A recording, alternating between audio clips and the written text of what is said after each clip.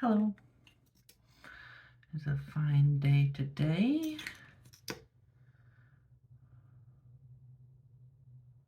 Look at my face. Hair removal finally working out. I mean, it was working out before, but this is like major. And I feel very close to not needing so much concealer on my face. And that's exciting. Soon, maybe I won't even have to shave. I won't complain about that. Oh, yeah. I started a job pretty recently.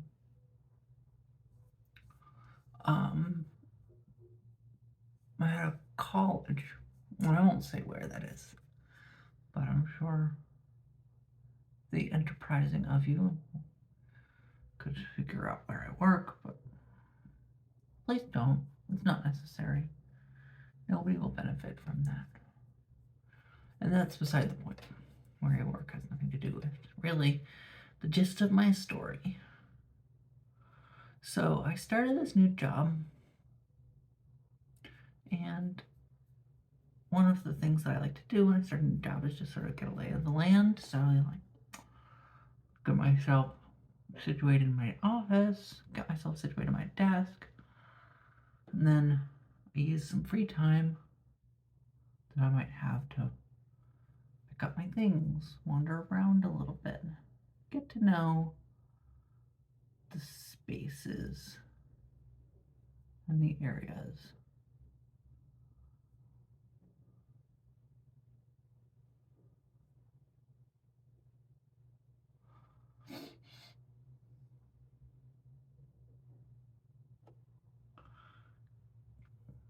And the place I'm working now has a lot of spaces and areas.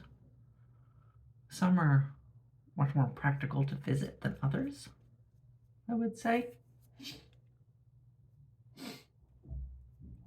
Oh.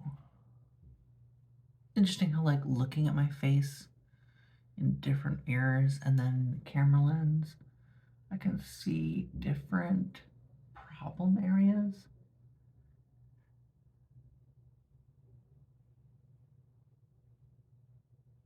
Changing your perspective. I should do a video on that.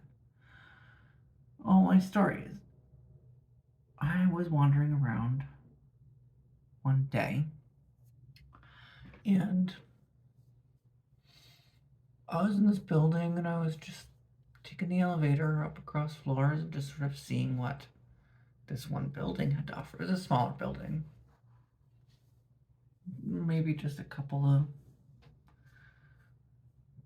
like open areas where people could work, and then a bunch of like rooms and then offices. So it was kind of just it was a space. And I took the elevator up to the top floor of this building. And inside, on the top floor, there was just this one office.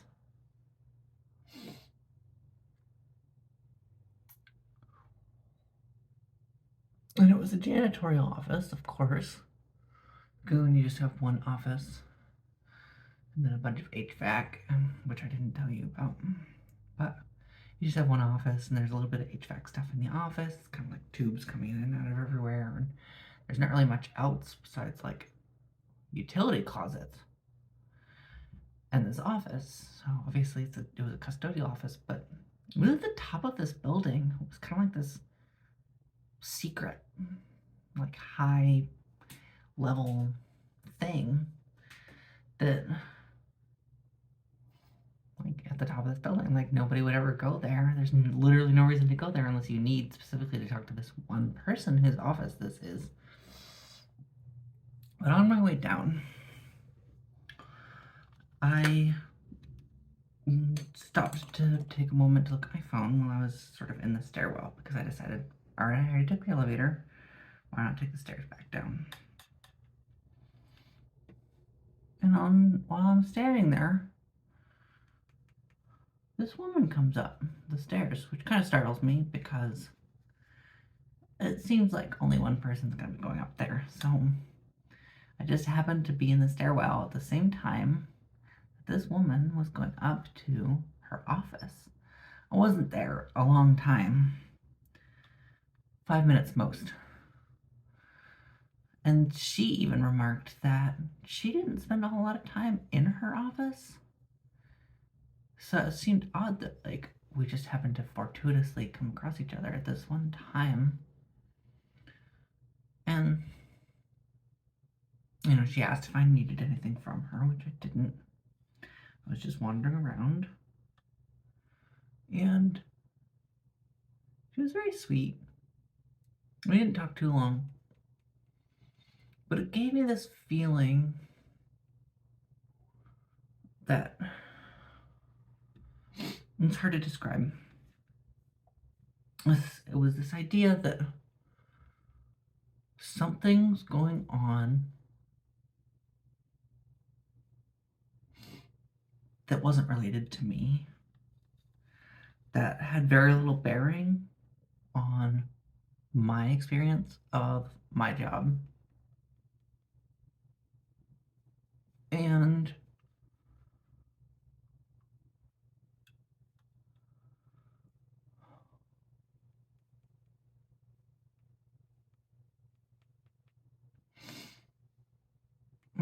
at the end of the day, like, it was kind of just a strange experience because it was just cool, right? Like, there's just something really cool about an office just high up. Unexplained kind of experience where you're like, this thing, if it was in a video game, you'd be like, there's something important going to happen in this room. I don't know what, but like, there's something unique. But it isn't. It wasn't. It was just a room. It was an office. A janitorial office. We have this sense, I think, that the higher in a building somebody's office is, the more important they are. Maybe that's just me, but I don't think it is just me.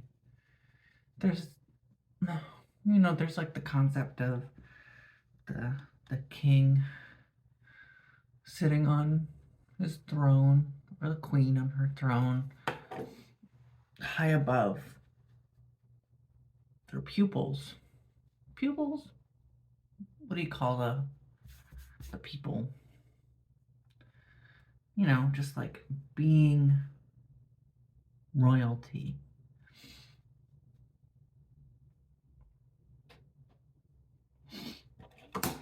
And when I see somebody who's like physically in a higher position, my brain mentally puts them in a higher position as well.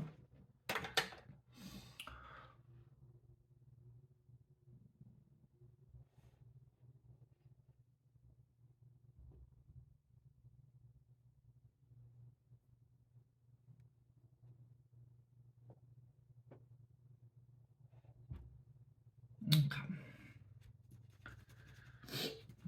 Gotta beat the devil out of it, like Bob Ross says.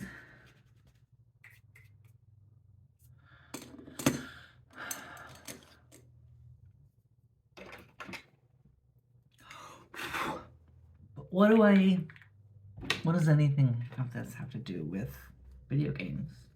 Well, sometimes, and this is, I think, true for just about any game you're going to run into, especially modern games. And really, just like if you're designing a game and you want to design a really good game,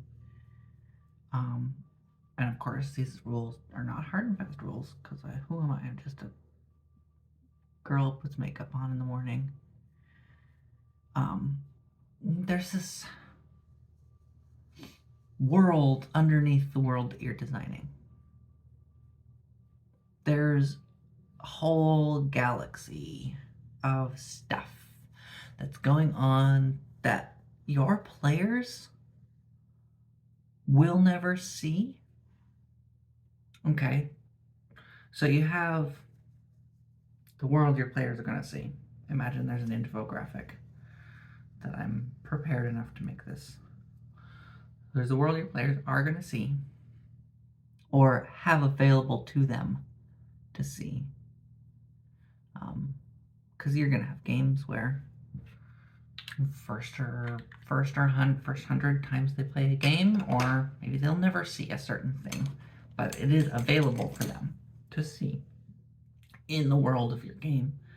And then there's the stuff that your players aren't going to see, but you are going to plan for anyway. And that's lore. While it's not lore that like people are gonna know, like you might know that a certain character's color, their favorite color is blue, but you never say it explicitly in the game, but it's something you know about the character, and therefore it's a relevant part of your world building process. And then there's going to be the things that you don't know about your world. And those things are going to exist anyway, because they cannot. So you want to account for that. World building isn't just, here's what I know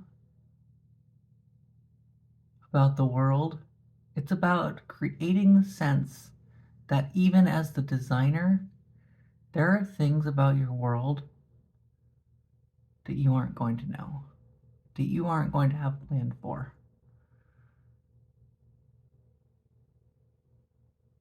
It's just a world, just like in real life. There are things in our world that we don't know and that we can't plan for. We'll never totally get it. And that's perfect. I mean, that's experience, right?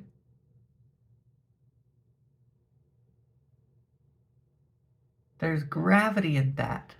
There's gravity in knowing that we won't really see it all. Because if we do see it all, then there really wasn't that much to begin with, was there?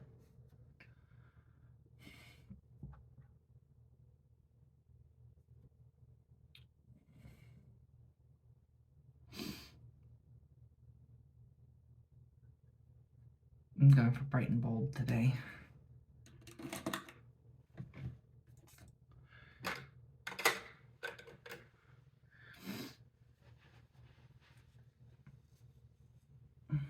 What is a world anyway?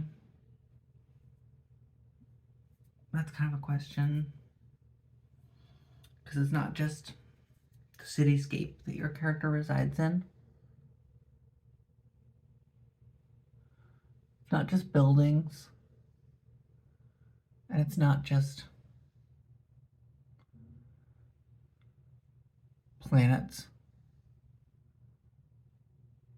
It's not just culture.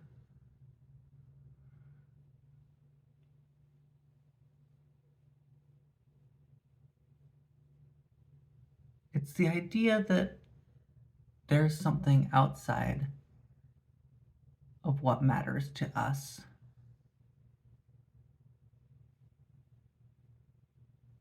Within the confines of the game itself. Cool.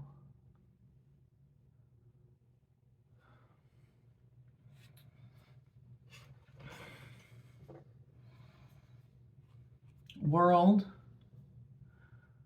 is all that is. And it's all that isn't.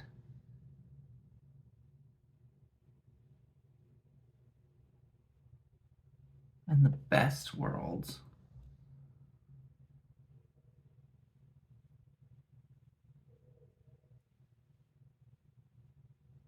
are aware of that.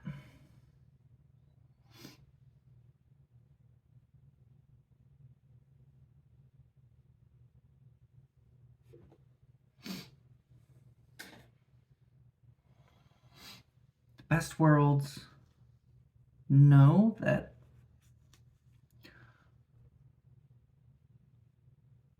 what we're going to be seeing isn't everything.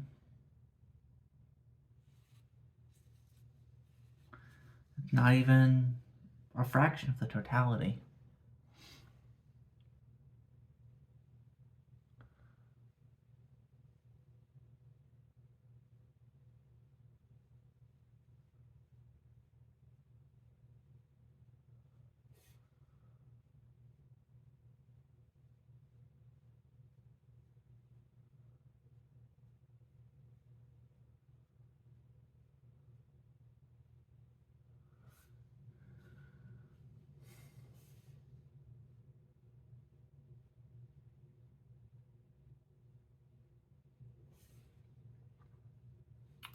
We want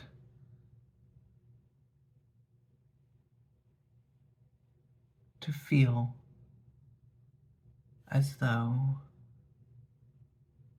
we are part of something bigger.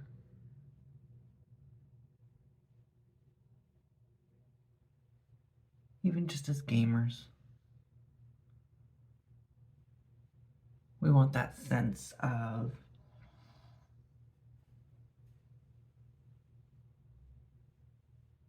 importance. Even if we're just playing a game as a construction worker,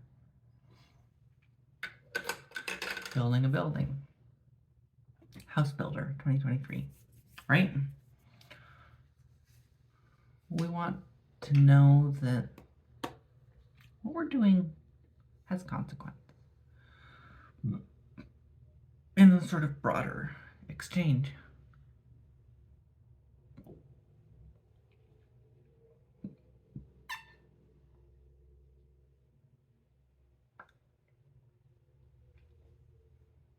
Reality is silent. It contains sound, but it is not sound itself. And in much that way,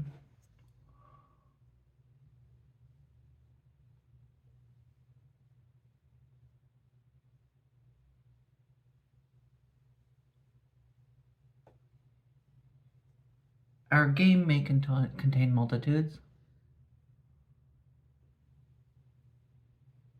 but it is not those multitudes.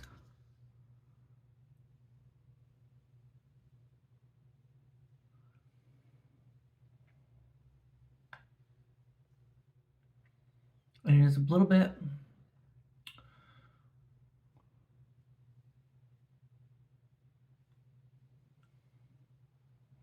just as much what it is not as what it is. And when we build those worlds, we have to take into account the things that we won't take into account. Confused?